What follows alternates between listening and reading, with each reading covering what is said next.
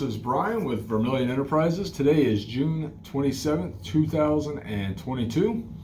We got silver at $21.35, give or take, and gold is at $1,830, give or take. We are Vermillion Enterprises, located at 5324 Spring Hill Drive in sunny Spring Hill, Florida. We're open Monday through Friday, 10 a.m. to 5 p.m. and Saturdays, 9 a.m. to 2 p.m. And as usual, I'd like to do a little video going over our premiums on our basic items today and get you guys started off on the weekend, or start off for the week on the right foot here.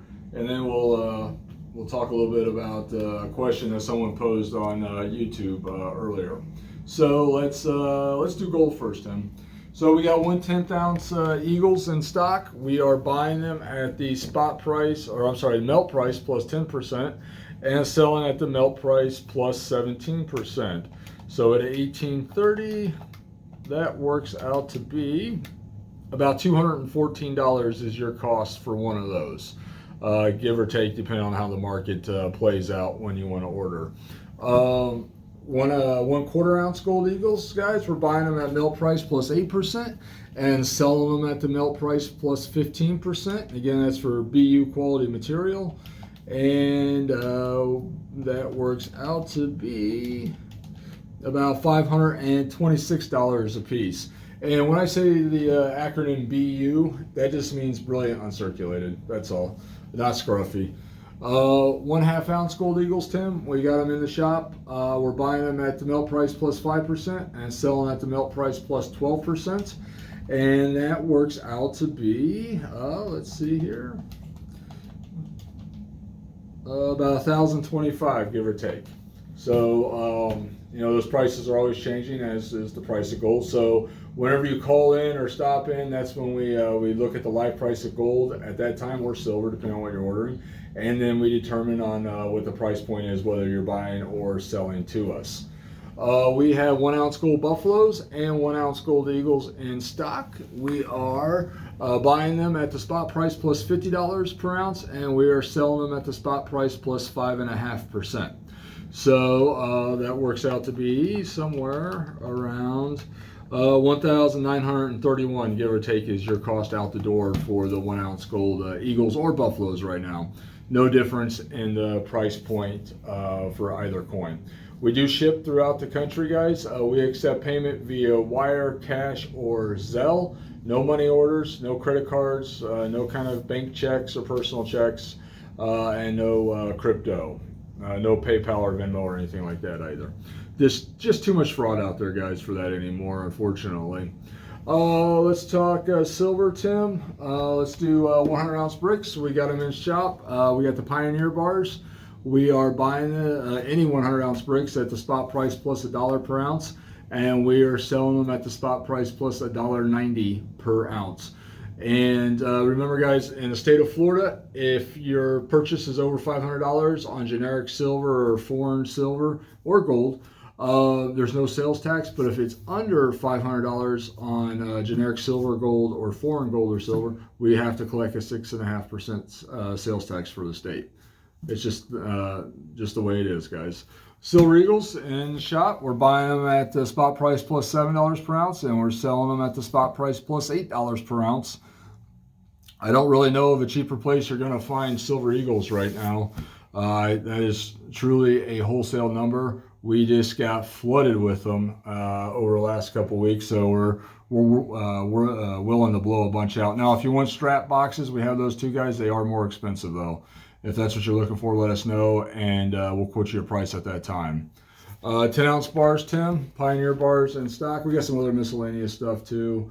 We got an unopened box. I don't know if they're Pioneer bars, if they're just straight APMAX bars, but we'll be opening those up once these Pioneer bars are gone. But we are buying them at the spot price plus $1.25 per ounce, and we're selling them at the spot price plus $2.95 per ounce.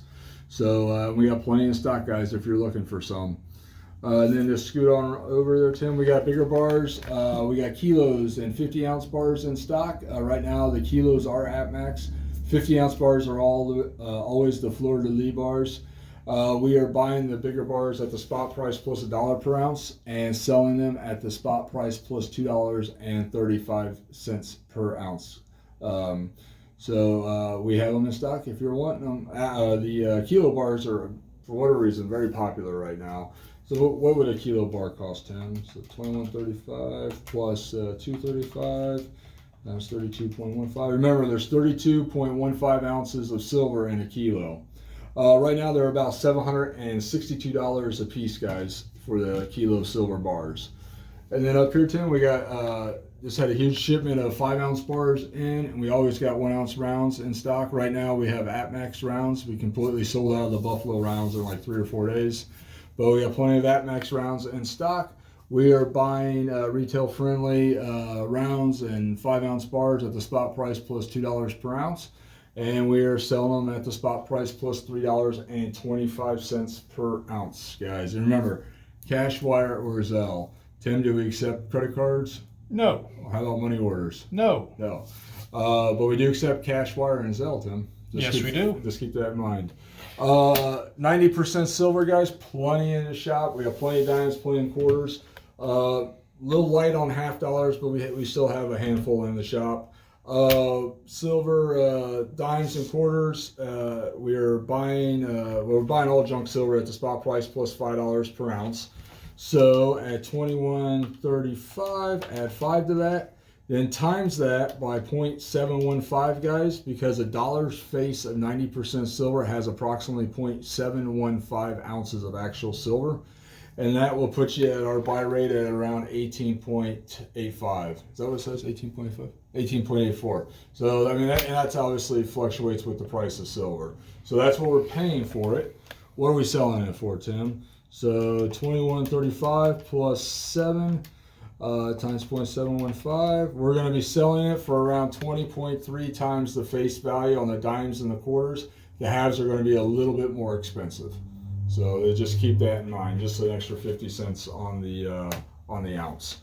So that is pretty much the premiums for the run-of-the-mill stuff, guys. We got plenty of other things in stock. If you're interested, always shoot us a line.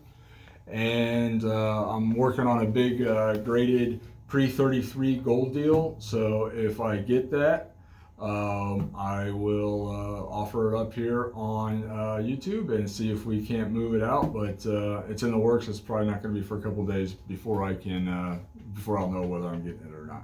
So hopefully we'll get it though. We're going to be super competitive on it.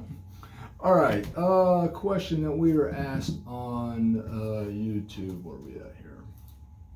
Well, first, did you have anything you want to add, Tim? No. All right.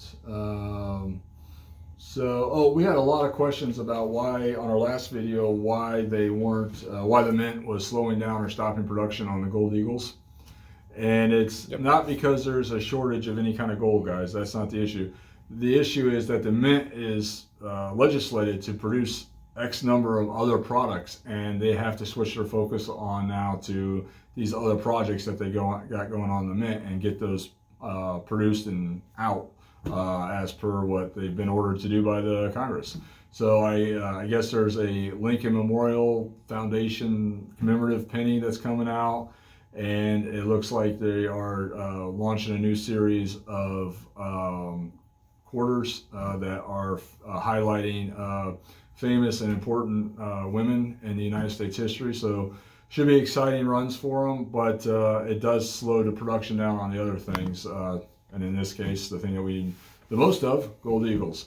So just that's what's going on there. It's not a shortage of gold, guys. It's just they got other things they have to do that they've been instructed to, and they can't do anything about that. And unfortunately, we can't do anything about it either. We were asked a question today from an Eric Heisel. He posted this on our video from last week. It's a question about etiquette. Etiquette is something that I think as a whole is lacking in the world, especially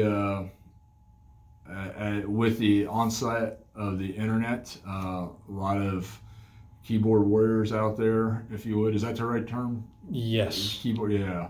A lot of people expecting everything to happen just like right this second, and that's just not the way the world works, unfortunately. But Eric's got a great question here, and etiquette is very important when you're in a coin shop, and just like etiquette is very important when you're in any place that handles money, like a bank, for example. And it's something that if that most proprietors of coin shops take very seriously, at least the ones that I know, and there's really not a lot of leeway in that. So Eric asked a question. Hey, I stopped in at a show to buy constitutional silver. Went to a vendor and bought a tube of dimes, quarters, and halves. Counted it when I got home, and there was an extra $50 in there, a Kennedy and a tube of Benjamins.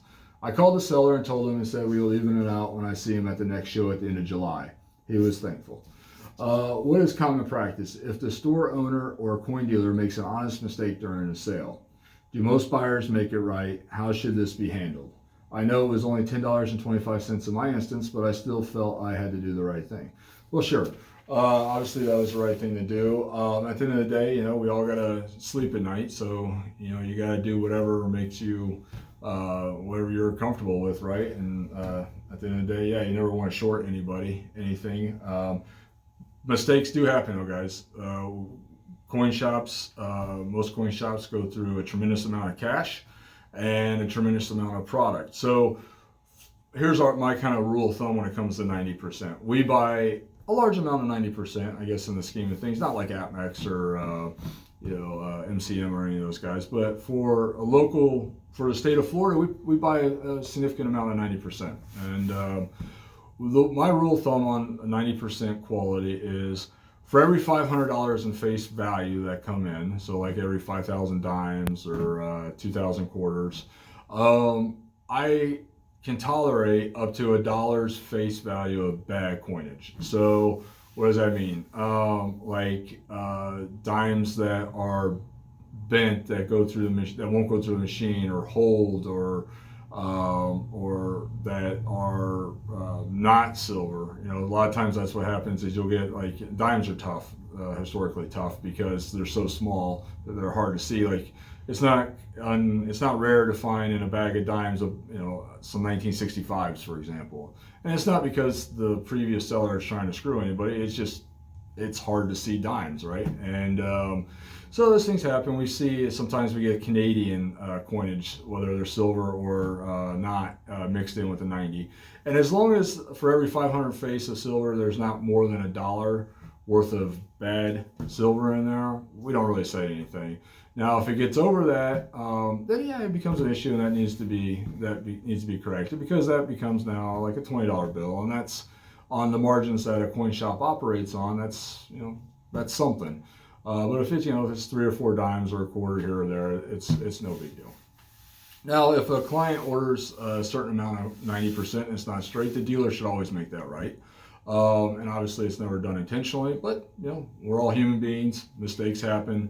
Counters flub every once in a while. It happens. Sometimes you'll find a 40% Kennedy half and mixed in with a bunch of 90%. That happens, and never by design, but that's life, right? So obviously we want to make things right. I can tell you, I'll give you a couple examples that have happened to us real time. We bought this happened recently to us. We bought a number of wheat cent bags. So these are 5,000 count bags of wheat cents. And we don't really keep that material here in the shop, so we just pass that along to the program buyers. Well, we didn't open every single bag that came through, so we made the cardinal mistake, right, Tim? We didn't open every bag and check everything. So one of the bags turned out to be just a bag of memorial cents. And the dealer that we sold it to, got it back to his processing facility, and he just let us know, hey Brian, one of these bags are memorials and not wheat cents. Now, of course, I trust him categorically. It's $200. No one's ever going to make up a lie about $200. And so I'd be like, so I just owe him a bag of wheat cents, and that just happens. Now, I'm not going back to the seller who sold it to me and said, hey, you shorted me a bag of wheat cents, you made a mistake, because it's life, and it just, you just move on. But that's something between me and the other dealer we have to make right, and we will, and that's no big deal. That happens. We've been in business so long. There's countless and countless episodes of where this happens, and sometimes it's in your favor, and sometimes it's not in your favor. And if it's a big enough mistake, hey, you just reach out to the dealer, and he or she, if they're a reputable dealer, of course is going to make it right, regardless of whose favor it is. And honestly, if you're dealing with dealers or people at the coin shows who aren't reputable, then you might run into this problem where they say that, hey, it's your problem, not mine anymore. Once you leave type of thing, and those people tend to already have a reputation about them, so it's something that you probably just want to stay away from those dealers, I would guess. Does that make sense, Tim? Yeah. Doesn't sound like they're going to be in business long, though. Well, They get that big of a reputation. yeah, but things do happen. So here's where dealers can get a little salty, though, is we are constantly under attack. Like, people are always trying to defraud us, like literally every single day. Whether it's trying to sell us fake Rolexes, or it's trying to sell us fake Morgans, or what just happened to us, they clone a check of ours. Yeah. Dealers can get salty. All right, there's no denying that. I've been accused of being salty from time to time, so it happens, right? I don't know any dealer who hasn't been in the business for at least 5 years has not gotten salty at some point in time. It just happens. But at the end of the day, you just have to understand what an honest mistake is and what it isn't. I think the most important thing is just how you go about handling it, right? So if you're shorted a $50 in a deal, right, and you fly off the handle at the dealer, well, that's, no dealer is going to ruin his name over a $10 coin. No. Just none, right? So, if you fly off the handle, well, obviously the dealer's not going to do business with you anymore. He'll make the situation correct, and then he'll just pass you on as a customer, basically fire you as a customer. And that happens. But if you come to the dealer and be like, hey, I think there's a mistake, can you check this out? Or, hey, what do this is what I'm saying, what are you seeing? That's the appropriate way. That's the right etiquette to have. Yeah, be civil. Be a civil human being, that's right. An instance that we had here recently, maybe a month or two ago, a customer came in, sold us 3 or so 1 ounce gold eagles, I forget what it was. We paid him in cash, as that's what we do. And every time we pay in cash, we say, hey, count your cash before you leave. He didn't. He was, I guess, a little bit nervous because, we're busy. There's people in the shop, and he didn't want to be counting the cash in front of everybody else, right? Which, I understand, but at the same time, this is a gold and cash shop. When you come into our shop, you have to expect there's going to be other people here buying and selling gold and silver for cash, and we're going to be paying out in cash, and that's what you should expect to be here. Like, you go into a barbecue place, you expect there to be barbecue everywhere, right?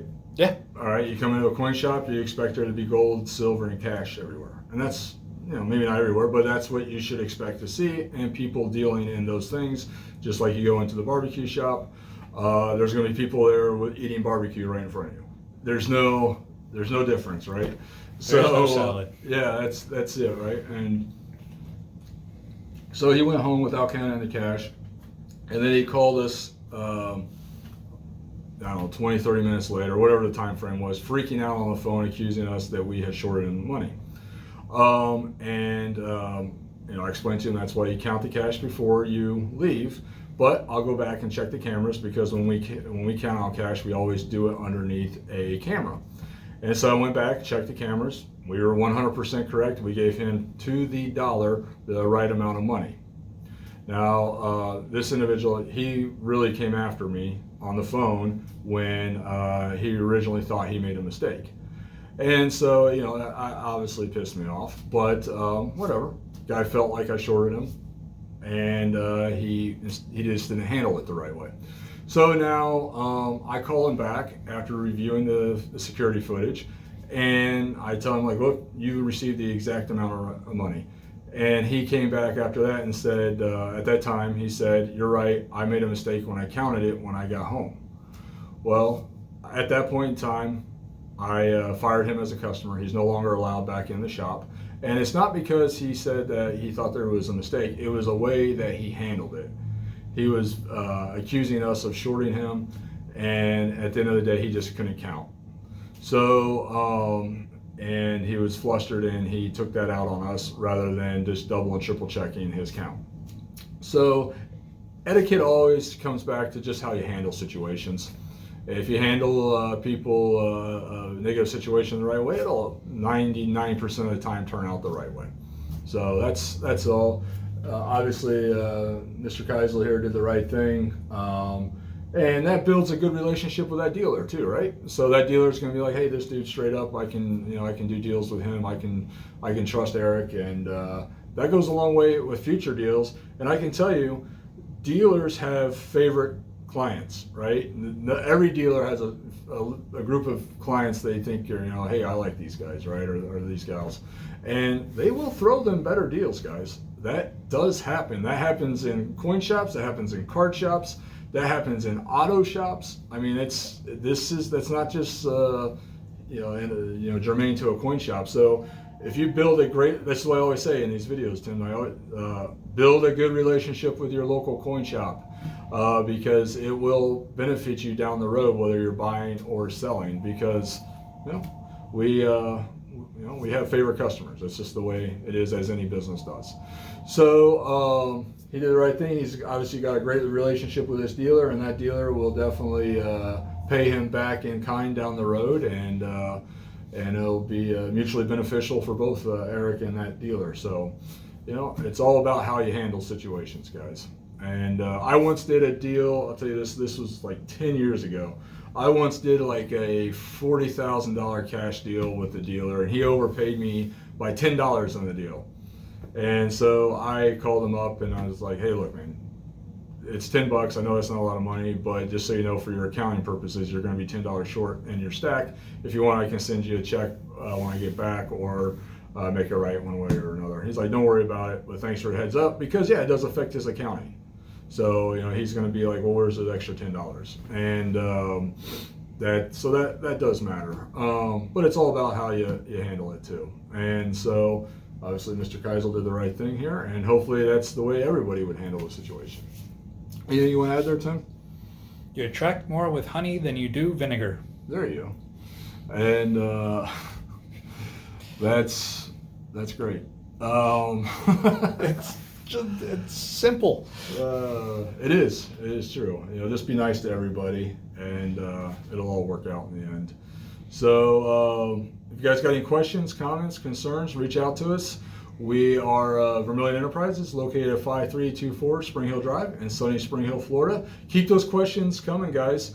If we go through, we try to read all the comments. Sometimes I'm convinced, I think Tim's convinced too, that YouTube doesn't put all the comments out there. That definitely was an issue on our giveaways. And so we try to respond as we see them, guys. And if you got any questions, drop us a line, and always hit that like and subscribe button at the corner of your screen, because that helps us out too. And if your questions are interesting, I'll pose them here to the group, and hey, here's a good one. I'm sure this situation has happened to a lot of people here viewing our videos. Tell us some examples of how deals went sideways and then either got corrected or just never got corrected. Horror stories, because those things can happen. That could be fun to hear some people's stories. Definitely could be. Yeah. But hey, we do ship across the country, guys. Expensive stuff goes through UPS. Cheaper stuff goes through the Postal Service. And we accept cash, wire, or Zelle. If there's anything we can help you out with, guys, let us know. We appreciate the business. We did a lot of transactions with you guys last week, and we hope to do it again this week. You guys have fun stacking and investing, and let us know if we can help. Thank you.